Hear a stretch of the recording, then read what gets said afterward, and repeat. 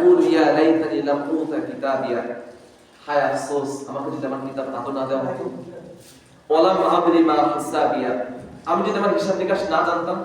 এই ভাই কোথায় যাচ্ছেন? সমস্যা কোনো? চলে যাচ্ছেন কেন তাহলে? রমজান মাসে যে বিশেষ মাস, এই মাসে যে বিশেষ কথাগুলো আমাদের জানা প্রয়োজন, এটা আমরা কিন্তু বুঝি না। 11 মাস আমাদেরকে আল্লাহর পথ থেকে, নামাজ রোজা থেকে বিরত রাখছে কে? শয়তান। এই মাসটা শয়তান নেই। এরপরে যদি আপনি মনে করেন যে আমি অন্যায় কাজ ছাড়তে পারছি না, তাহলে মনে করবেন সূরা নাসের যে লাস্টের আয়াত আছে না, অমিন জিন্নাতি ওয়ান নাস, আল্লাহ তাআলা বলছে যে মানুষ শয়তান এবং জিন শয়তান থেকে আশ্রয় চাচ্ছি। মানে মানুষদের মাঝে এক মানুষ আছে তারা শয়তান হয়ে গেছে। যদি সব কথা এভাবে বলা উচিত না। যদি আপনি অন্যায় কাজ না ছাড়তে পারেন, তাহলে মনে করবেন 11 মাস আমার আপনার অন্তরকে এমন ভাবে শয়তান গঠন করে দিয়েছে, আজকে 1 মাস শয়তান না থাকার পর আমরা অন্যায় কাজ ছাড়তে পারছি না।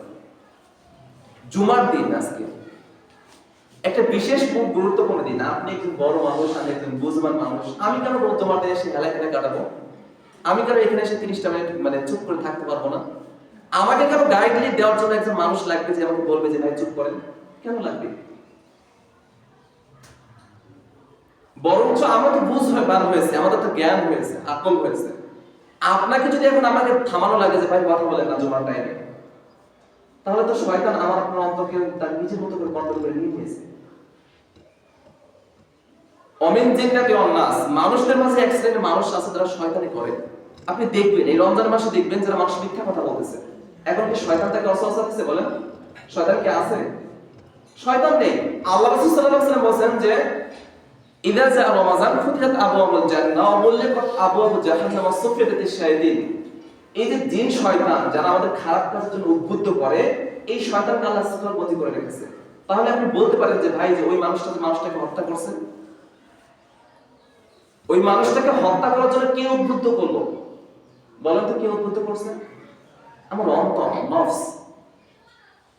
11 মাস শয়তান আমাকে এমন ভাবে চালিয়ে রেখেছে, এমন ভাবে আমাকে কি করেছে, পরিচালনা করেছে যে 1 মাস শয়তান না থাকার পরেও শয়তানের কাজ আমরা করি।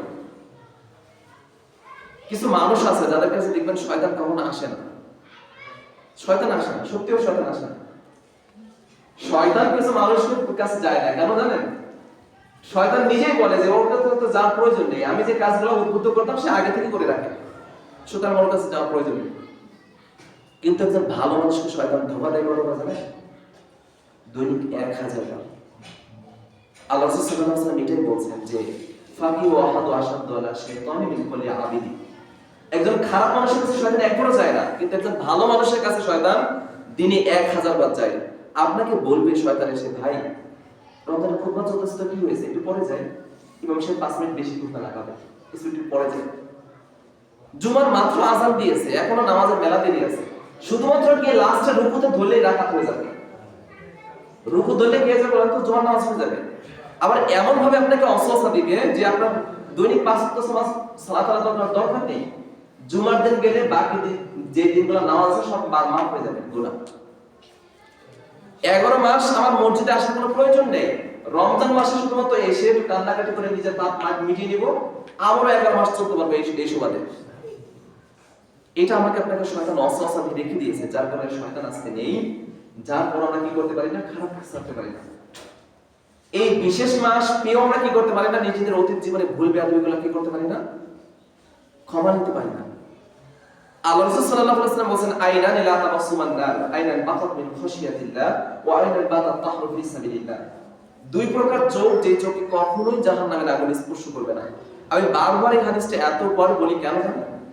আমাদের মৌলিক উদ্দেশ্য এখানে মসজিদে আসার উদ্দেশ্য কি? জান্নাত পাওয়া।